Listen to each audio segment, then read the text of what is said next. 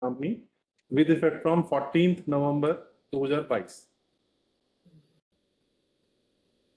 Mr. Sandeep Jain, Joint Managing Director. Mr. R.L. Narasimhan, Chairman of the Audit Committee, Independent Director and member of the Stakeholders Committee.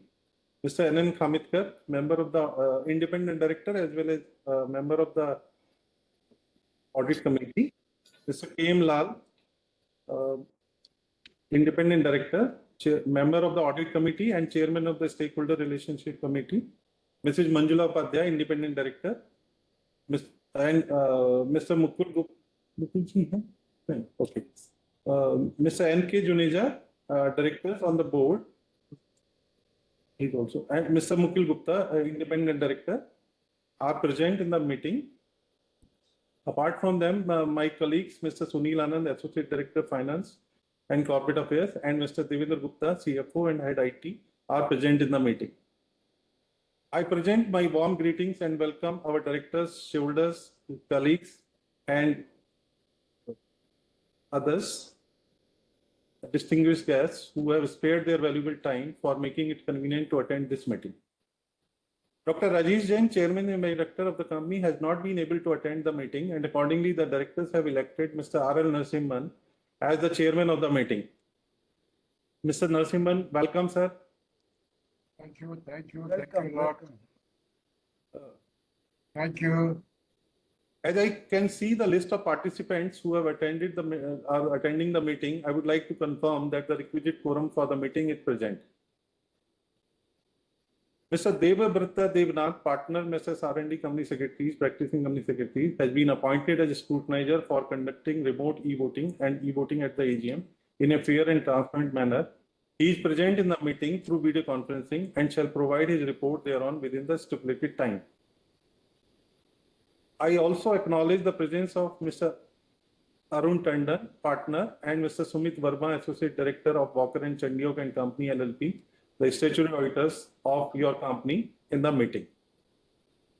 As required under the law, the company has provided remote e-voting facility to the members as on the cutoff date, that is Friday, September 22, 2023, to cast their votes electronically prior to the AGM on all the resolutions set forth in the notice convening the meeting. Since the company has already provided the facility of remote e-voting, the shareholders who have voted through remote e-voting mechanism shall not be able to vote in the meeting again, and their earlier vote shall be treated as final. The voting on the resolutions at the AGM shall be through e-voting process only. The members who are present at this AGM and were holding shares as on the cutoff date but have not cast their votes through remote e-voting may cast their vote through e-voting at the AGM by following the same procedure as for remote e-voting. The e-voting at the AGM has started from 11:30 a.m. and will remain open for 30 minutes after the conclusion of AGM. The number of votes of members shall be counted in proportion to their share in the total paid up share capital of the company as on the said cutoff date of 22nd September 2023. Now I request Mr. R.L. Narasimhan to kindly chair the meeting and start the proceedings of the meeting by saying few words on behalf of the management. Thank you. Thank you, Vinodji. Thank you very much. It is my pleasure. My dear colleagues on the board, dear shareholders, ladies and gentlemen. It gives me immense pleasure to extend a hearty welcome to all of you at the 39th Annual General Meeting in the company, Panisha Biotech.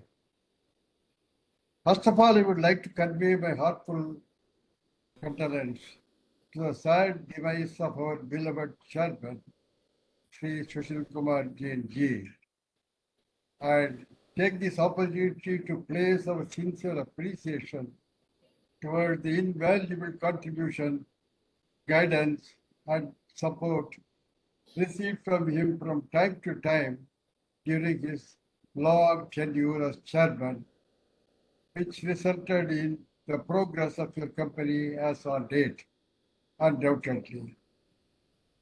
He has left behind a very strong company with a purpose, with values, and with a direct vision that each one of the company needs to continue to work on and reach our cherished goals. Now I would like to convey that the annual report along with the notice, as mentioned by the company secretary, when it was calling the AGM, has already been circulated electronically to all those members whose email address are registered with the company or RTA or depositories, and with your permission I consider as having been read. I am sure that the same has received your due attention. Thank you. The statutory registered and other inspection documents are also available for inspection electronically by the members during the course of AGM. We are glad to report the auditor's report does not contain any qualification, reservation, or adverse remarks on the financial statements for the year ended March 31, 2023. The management response to those observations, comments, and key audit matters contained therein and annexed thereto have been suitably given in the respective notes to the financial statements referred to therein. I hope you all must have gone through that. The Secretariat audit report also does not contain any qualification. The matter of extreme happiness to all of us. Doesn't have any reservation or adverse remarks. I believe that the members must have taken note of all these things. Now, I would like to briefly touch upon the performance highlights of the company during 2022-23. Your company's revenue have increased to 257 crore as against 235 crore in the previous financial year, registering a growth of around 9%. The loss before tax and exceptional items has reduced to 63 crores as compared to the loss what was there in the previous year at 94 crores, mainly due to savings on account of interest pursuant to repayment of our debts. The consolidated revenue from operations during the financial year ending 2023 were 460 crores as against 661 crores in the previous financial year. Obviously, the decline in consolidated revenue was primarily due to absence of revenue from sale of pharmaceutical brands in India and Nepal, as the said brand portfolio was sold in March 2022 as part of company strategy to raise funds and become totally debt-free. That is a happy situation. The company's consolidated export revenues during the year have increased to 349 crore as against 289 during the previous financial year. During the year just ended, Malaysia Biotech Group's losses before tax and exceptional items have significantly got reduced to 90 crores as compared to what it was the loss of 227 crore in the previous financial year. It is mainly on account of savings in the finance cost following repayment of debts during the preceding year. Malaysia Biotech Group has registered consolidated profit before tax at 13 crore as against profit of 1.449 crore for previous year after considering exceptional items towards sale of such brand portfolios. I am also pleased to inform you that your company's performance during the quarter ended 30th June from the last quarter has improved significantly. The total income from operations has increased to 89 crore as against 61 during the corresponding quarter in the previous year, registering a growth of 46%. Similarly, the consolidated revenue also increased to 129 crore as against 111 crore during the corresponding quarter in the previous year, which means a growth of around 17%. Thus, your company has earned a profit after tax of 1 crore as compared to a terrific loss of 74 crore during the corresponding quarter in the previous year. The consolidated profit after tax of 11 crore as compared to loss of 56 crore during the corresponding year of the previous year. Now, I would like to share the significant developments that have happened during the financial year 2022-23 and onwards. Your company has received, very happy to say, long-term supply awards worth approximately 1,040 crore, 1040 crore from UNICEF and PAHO, various North American health organizations, Pan-American health organizations, for supply of its WHO pre-qualified, fully liquid pentavalent vaccine, PC5TT. UNICEF award is worth approximately 813 crore for supply of about 99.70 million doses during the calendar years 2023 to 2027. And PAHO award is worth approximately 235 crore for supply of around 24.83 million doses during the current calendar years 2023 to 25. In addition, the company has also received awards from UNICEF and government of Mozambique for supply of 98.60 million doses of BOPV vaccine worth approximately 106 crores during calendar year 2022 and 2023. These are our achievements, about which you should be happy. Your company has partnered with CEPI and TRISTI for development of vaccine candidates. This is for future that could provide broad protection against SARS-CoV-2 variants and other beta coronaviruses.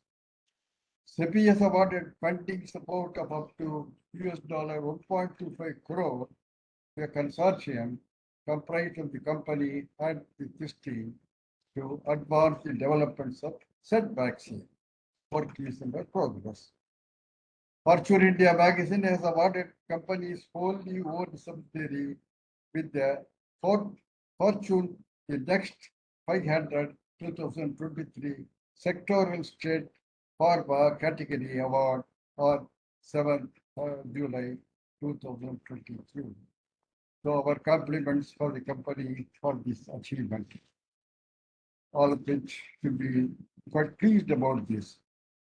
Malaysia Biotech Limited has made entirely an entry in nutritional business, which is something new, and will further expand and strengthen its position in the pediatric market with Healthy Kids Foundation Vaccination Nutrition.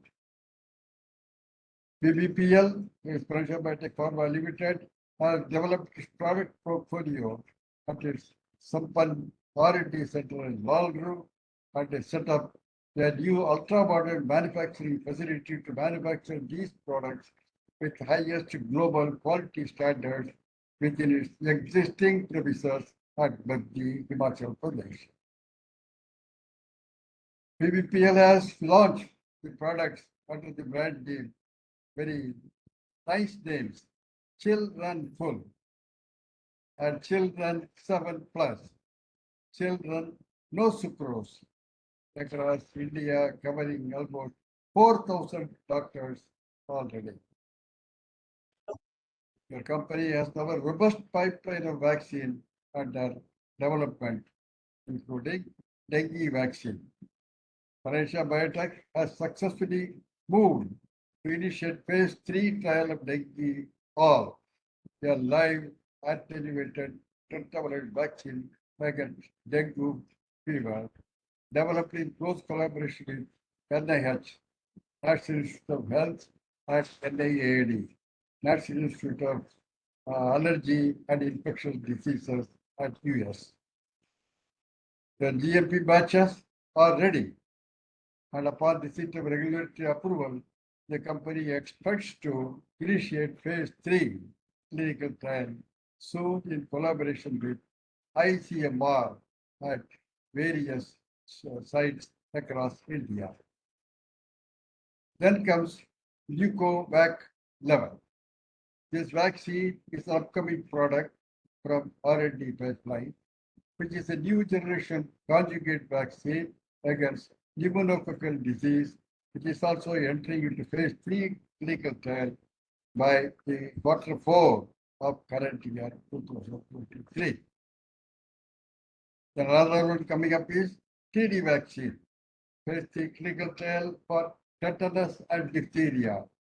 Reduced vaccine in adolescents is already in process and is expected to be completed in due course of time. Then comes, I am extremely excited about the steps taken by the company for the sustainable future growth of the organization that we have built and so pertinently over the last 4 decades. The company once again in its new form has registered strength, regained strength, is ready for leapfrogging into a new future with full confidence, agility, and vigor and commitment. The company has in place a detailed strategic plan to achieve significant growth in short, medium, and long term. Although the future is full of unlimited possibilities for us, Financial Biotek continues to focus on building a robust pipeline of several products, and we are sure that the company's efforts will catapult your company and its subsidiaries into a new growth orbit. So let us all get up and wish and prepare for the better days ahead, which are not very far away, about which I'm quite sure. Now, taking up agenda items one by one. First is ordinary business. Number 1, adoption of the standalone and consolidated audited financial statements for the financial year ended 31st March 2023, together with reports of directors and auditors thereon as an ordinary resolution. This is resolution 1 of our AGM notice. Okay, that is number 1. And number 2 is reappointment of retiring directors. Mr. Sandeep Jain has an ordinary resolution, which is the resolution number 2 in the notice of AGM. Okay. Then comes the third item, reappointment of retiring director, Mr. Ankesh Jain, as an ordinary resolution, which features as resolution number 3 in the notice of AGM. Besides the above 3, there is some special business, ratification of remuneration of Mr. Jain Sharma and Associates for the cost of accountants for financial year 2023-24 as an ordinary resolution, which is set out in resolution number 4 of the notice of AGM. So apart from that, now comes the next item, questions and answers session. The request was made earlier to the shareholders to send in advance their query, if any, proposed to be taken up at the AGM to enable the company to prepare our valid response accordingly much ahead. Further, the shareholders who have registered themselves as speakers may seek clarification and or offer comments related to any item of our business. The company would endeavor to reply the same herewith or at the earliest available opportunity as soon as possible. At this stage, I would request the Skyline team to unmute the shoulders who have registered as a speaker. Yes. Mr. Rediwar, Sir, speaker shareholders are not present. Okay. Okay. So then, sir, we have received a request from one of our shareholder for answering the queries, and I will request Mr. Devendra Gupta to answer those queries. I will read out for the benefit of all. The first query was, even after sale of business, why have material and operating expenses not declined in? The second query is, what is the expected revenue and margin from vaccine and formulations business going forward in financial year 2024 and 2025? And what was the contribution from execution of UNICEF and PAHO orders to vaccine revenue in financial year 2023 and Q1 FY24? Over to Devendra. Responding to first question, even after sale of the business, why your operating expenses have not declined? Just to clarify, the sale of business was primarily the sale of brand portfolio only. We did not sell the manufacturing activities. We did not sell the operating activities. So therefore, the responsibility of manufacturing the brands continued with us until the buyer was in a position to manufacture all the acquired brands from their own facility. So that's why you don't see decline in the material and operating expenses in FY23. The second question is, what is the expected revenue and margin from vaccines and formulation business in FY24 and FY20? So on this point, while the vaccine business has already become operationally profitable, and we are looking forward to make the vaccine business fully profitable in FY24 and 25. The formulation business we are working on, and currently, because of the sale of the brand portfolio last financial year, it is in active operation. However, as we are expecting increase in our export revenues from current financial year onward, we expect break even at the operation level during current financial year. And once we also receive the approval from US FDA for launch of our paclitaxel product, the business is expected to become fully profitable in FY25. The next question was, what was the contribution from execution of PAHO orders to FY23 and 2021?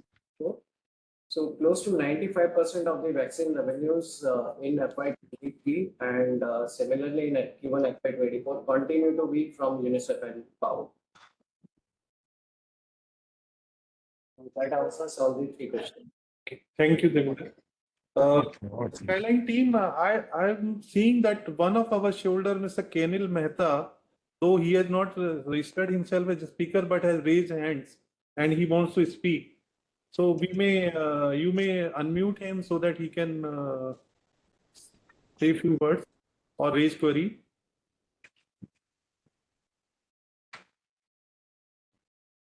Sir, can you re-announce the name? Mr. Kenil Mehta. Okay. Mr. Kenil Mehta, you can speak now. Unmute yourself. The question is, what are the growth drivers of vaccine business apart from the order we have bagged? And should we expect the EZ6 vaccines to scale up drastically in coming years?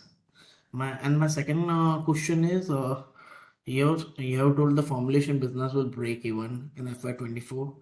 But can you specify what are the reasons why we are making losses in the formulation export business? And also, what will be the growth drivers in formulation business and which geographies and therapies we are targeting? And also, the third point is, has US FDA audited our plan to clear our existing observations? And also, would like to know on the oncology business and its plan updates for various facility approvals. Kenil, I missed your first question. Could you please repeat the first question? What are the growth drivers of vaccine business apart from our existing orders, one for UNICEF and PAHO? And also would like to know the scaling up of EG6 vaccine in domestic and other markets. Where have we reached in terms of scale, and what are the revenue as a percentage of vaccine business? Thanks for raising these questions. Let me clarify one by one. As far as vaccine business is concerned, the existing contributors continue to be the pentavalent vaccine supplies to UNICEF and PAHO, and the domestic sales of AG6 in the private domestic market in India. Going forward, two of the key vaccines, which include dengue, a vaccine for dengue disease, and Nucovac 11, a vaccine for pneumococcal disease for pediatric population. These vaccines are progressing to phase 3 clinical trial stage now. And we expect in the next 1 year or so, these trials will be completed. And as soon as we get the final permission from DCGI, these vaccines will be launched in the private market as well as in the institutional market in due course. Since these are dengue is a vaccine which is going to be the first of its kind in India and also in several other countries. Pneumococcal, we do have other players in the market, but then there is a huge demand and supply gap here. So we expect these two vaccines to contribute significantly in the company's top line and bottom line from FY25 onwards. On the EG6 front, currently we are selling in the domestic market. We are also working on expanding the capacities to align the future demand of UNICEF and PAHO. The stage is already set. Avi has already given clearance for inclusion of the hexavalent vaccine. We expect to complete the ongoing expansion during current financial year and then submit our approval application to WHO. So I guess it will take next 1 or 2 years time to finally get the WHO approval and start supplying the vaccine to UNICEF through this route. And that's the time frame where UNICEF is going to buy the vaccine also. On the domestic, on the formulation business front, the question was why export is still making losses. So what has happened? Last year we monetized the domestic brand portfolio only. So we did not monetize the manufacturing facilities or the R&D activities because we were under an obligation to supply the product to the buyer so that they don't face any supply shortages. So as a result, our manufacturing costs remain high, our other operating costs remain high, and the vaccine, the pharma business got into a red zone. You know, when you sell the brands only, the top line will vanish. But if you also sell the operating costs, then the cost will also vanish. In our case, we just sold the brands, therefore the top line did not got registered, but operating costs are there. So we are working on expanding the export business. And we have recently launched the nutritional product portfolio also in the domestic market, which will help us in further expanding the top line and recovering of losses going forward. So in the export front, we have already started export of paclitaxel to Canada starting from this financial year. And we expect to start export of this product to US market from next financial year once we get the US FDA approval. So this will increase the top line and bottom line significantly, and we expect these two markets, the company will once again be into profitable operations. Responding to your query relating to US FDA, they did visit us last year, June. After that, we received their queries and observations, which we have suitably responded. We are in regular touch with the US FDA guys, and we have requested them to come and audit us again. We are currently awaiting their final confirmation when they will come again for auditing us. So as of now, we are in a wait and watch mode. We'll keep posting the shareholders and other members as soon as there is any further progress on this one. Let me know if I have missed any of your queries. Right. Good. Thank you, Jim. Anything else? Narasimhan sir, over to you, sir. Yeah. Okay. Now the questioning is over. Good. So now, shall I continue? Yes, sir. Yeah. Now in regard to the voting by members, as already said in the beginning by our company secretary, I once again like to remind all eligible members present and who wish to vote and who have not cast their votes through remotely voting to cast their votes now through e-voting. Just once again a reminder. Results of voting. These results, along with consolidated scrutinizer's report, shall be declared after receipt of the consolidated scrutinizer's report, but not later than October 2, 2023, and the same would also be uploaded on the company's website, on the website of NSDL, and shall also be communicated to BSE Limited and National Stock Exchange of India Limited. So this concludes our exercise. Now, dear shareholders, the management acknowledges that the journey which has been covered so far would not have been possible without the relentless efforts, commitment, and energy of our dedicated employees, as well as our sincere support of all stakeholders involved, for which we should thank you profusely.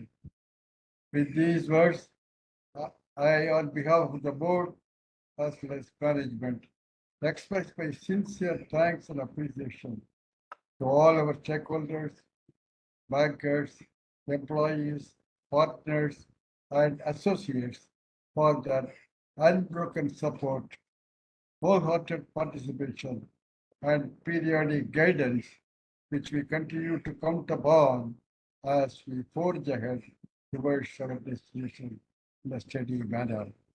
Thank you all. Thank you very much. Thank you, sir. Thank you. So with this, we come to the end of our 39th annual meeting, and I declare this meeting as closed. Thank you all. Thank you.